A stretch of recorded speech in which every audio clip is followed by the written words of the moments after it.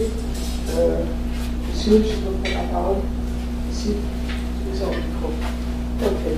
I'm going to speak in English. It's not going to be easy. I'm from Senegal. I'm the director of Green Senegal and a new member of IUCN. I became a member in December this year, about 2011.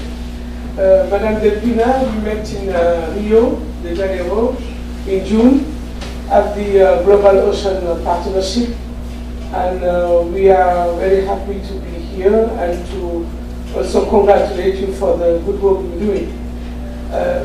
Mr. from Japan, I'm also a member of the Satoyama Initiative, the funding member. So before Nagoya, we went to Fuji Oshida for the launching of the program.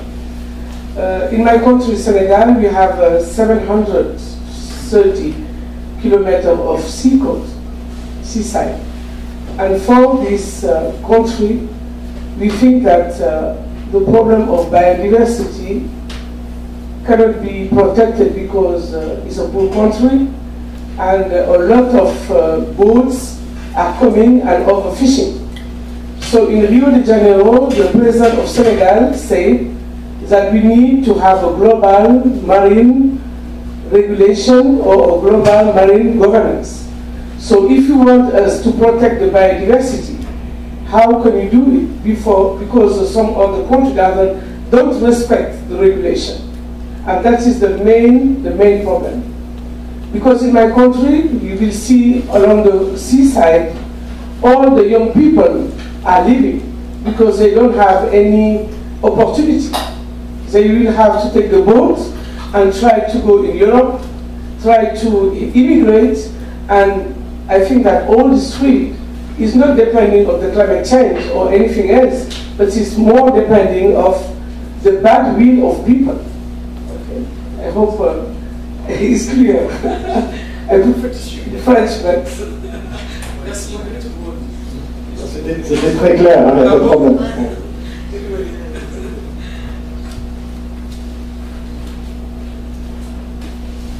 Any other issues you want to raise?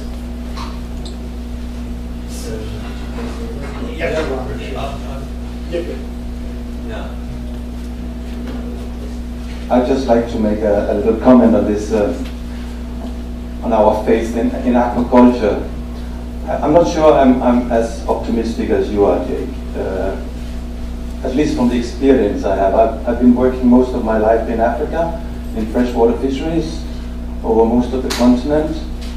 And we have tried for at least 30 years to promote small-scale aquaculture in various African countries.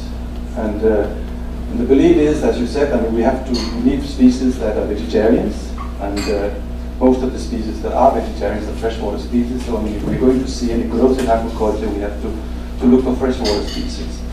Now, freshwater is a scarce commodity also. It's a commodity that is also quite limited and even more limited in the future, perhaps. But I mean, just to give you an example, a concrete example about this. In Malawi, the international community over the last 20 years has spent at least $1 million per year to promote small-scale aquaculture. This is the United States, this is Europe, this is FAO, it is ICLAN, and they have really tried to promote local vegetarian species. ICLAN has had a research station there for 25, 30 years. They're not there anymore. The result now is that they're only growing one single species, and that is the Nile tilapia, which is wiping out a lot of other endemic species. No, the Nile tilapia. It's a vegetarian, because all the other species are not productive enough. But even that species, I mean, after 20 years of at least $1 million, and this is a conservative estimate, of promoting this thing, then the total output of the small-scale aqua production in Malawi is 5,000 tons per year. Each farmer, on average, is making 12 kilos per year. 12 kilos. And he has to dig a pond, he has to get water into that pond, he has to maintain that pond, and his return is 12 kilo per year. That is what an artisanal fisherman goes and catch in one day in the lake. The economics are not there. They are simply not there. We have an immense dream into that, and maybe it will be there one day. Maybe we have to deplete the freshwater fisheries or the local fisheries first, and then maybe the economics will come. But at the stage we are now, they have to be so heavily subsidized from outside that it doesn't work. And so I'm not so optimistic about it as you are. Okay. Just really quick, this is not my own area of specialization. You're right, what I've seen for Africa as data reflect your story very accurately. In parts of Asia, the yield for the amount of effort is much higher. And this is going to be yet another case where there are global problems and probably only local solutions. And the idea that you can solve global problems solely with local initiatives, the belief we can do it keeps us all going. The evidence we can is pretty elusive. I just forgot to add that, I mean, these tilapia species have now all invaded into the natural environment. And I mean, the aquaculture has done more damage to the biodiversity and the integrity of these systems than the fishery has ever done. Okay. Kate Barley from Memorial University. My question just goes back up, I guess, to the talk you had when you talked about the four-way box and the four-way discussions there with the food security, climate, fisheries, sustainability and biodiversity. And it's evident here that food security and many other issues that are being talked about in other areas right now are in this very room as well. And I guess my question is, how is it moving to sort of within the IUCN to merge these, and so what we're bringing to light here and what maybe is expert in another area, another workshop, how is it sort of being sort of brought together, as it were? Because many of these issues do sort of correspond. I think one of the messages of the talk is that it isn't being brought together. We're not going to find solutions. And in fact, I would say 2/3 of today's discussion suggests that there's a fifth, and it's not even a fifth box in that 4-box chart, but it's an overarching component, which is globalization of trade and globalization of economies, that is moving all the goalposts right now. So we didn't have trade as an explicit component of the dialogue that needs to go on, and yet intervention after intervention highlighted the fact that many of the challenges to achieving sustainability in any of these hinge on how the distribution of fish products is managed. Is it to benefit communities? Is it to benefit local residents? Is it to benefit the economies of states? Is it at the mercy of the parts of the world where most of the wealth is concentrated? And it sounds like one of the messages out of this discussion today is we can't have a dialogue on these other issues of how to solve world hunger, conserve biodiversity, and sustainably manage fisheries without having a discussion of how do we deal with globalization of trade and economies. And that seems to be at the root of many of these issues. It's not as simple as fisheries managers and biodiversity conservation interests not getting on exactly the same page. It's that we have to ask the same question that's being asked in many, many other sectors about equity and trade interests. And that, I don't think, is going to make the problems easier to solve. Probably because I would say the last 30 years we have accumulated a huge financial debt on the one hand and a huge environmental debt on the other. And you can probably pay part of the environmental debt with dollars, but you cannot pay the financial debt with carrots. So somehow it all results down into dollars, money, that the states at the moment do not seem to have. So without being very pessimistic, there is really a real issue as to how do you prime up the pump? How do you finance the future needs in terms of food as well as in terms of repair of the ecosystem?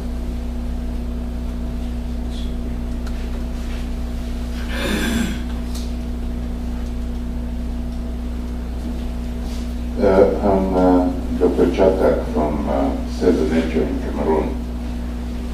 I have three main worries in what fisheries is concerned. The first worry is the destructions of mangroves ecosystems, which are the nurseries of fish and other hallutic species. We have climate change with water depletion in arid areas, inland water depletion in arid areas. We also have the global warming with the rise of the temperature of water that reduces the yield of fish. That means with warming water, fish cannot easily grow, fish cannot easily multiply. So I'm really worried. My colleague from Senegal was complaining about overfishing. It's already a threat. It's already a threat. Above overfishing, we have those natural and anthropogenic constraints. I'm asking a question. What are we going to do to face all those problems if we intend to supply enough food for the growing population? Thank you.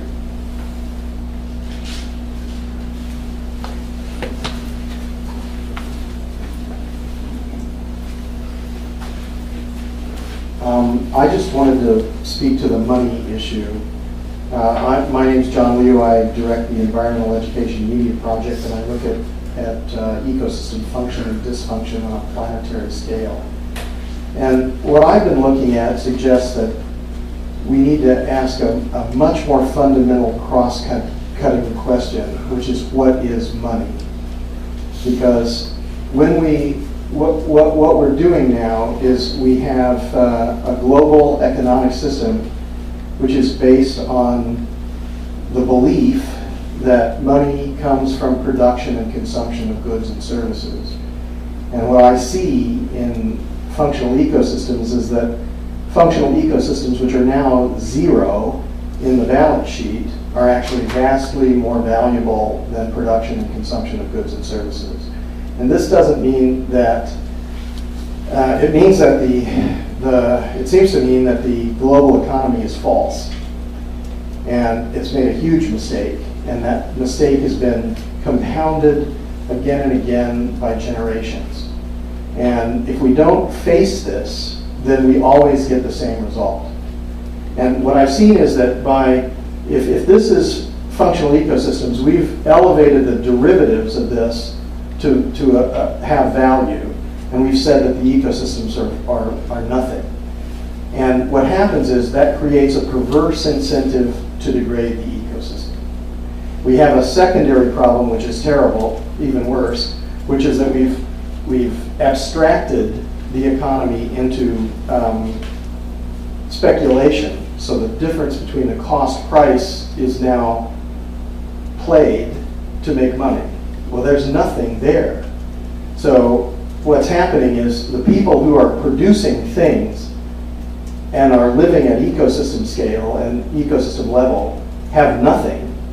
while people who are playing the margin between the cost price can suck off hundreds of millions or billions of dollars. There is no solution in these minimal incremental changes. The difference is that I would say, now the hopeful part of this, that sounds pretty dire, actually, when I hear it like that, but the hopeful part of this is, it's like flat Earth, round Earth. So in the flat Earth age, at least the Europeans, not the indigenous people around the world, but they weren't listened to. But in the flat Earth period, something which was just scientifically wrong was the basis of decision making and policy. And we have this now. Something which is fundamentally wrong is driving our economy. And it is destroying the ecosystems around the world. And if we don't address the fundamental driver that is destroying our ecosystems, we won't actually fix it much. We can have small incremental change, but we can't have a sustainable future. And the answer to this is to turn that lever, pull that lever down, so that ecosystem function is valued higher than production and consumption of goods and services. As soon as this happens, everything changes, because it's impossible to pollute, it's impossible to degrade, and it's much easier to equitably distribute resources and wealth, because actually wealth comes from natural ecological function. It doesn't come from manufacturing.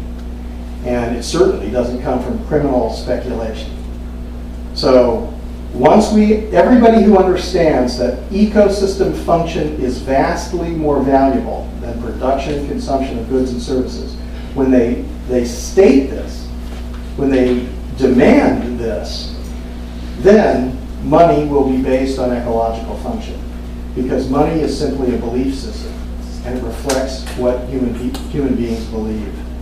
So everybody who knows this needs to advocate for ecological function being the basis of money.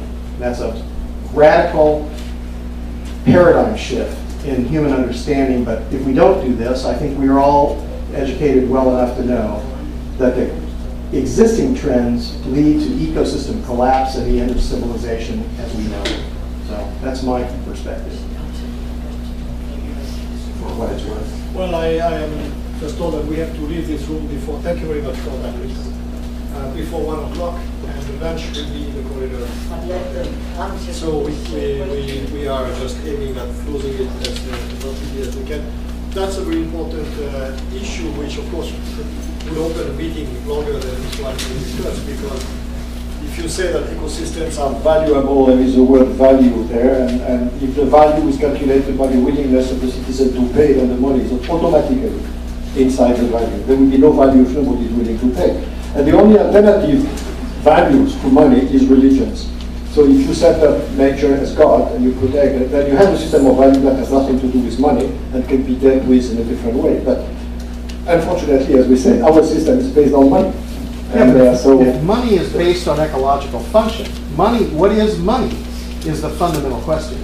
Yeah, people make money out of stones, gold or anything that is not part of the ecosystem. But that would be interesting debate that we can have during lunchtime.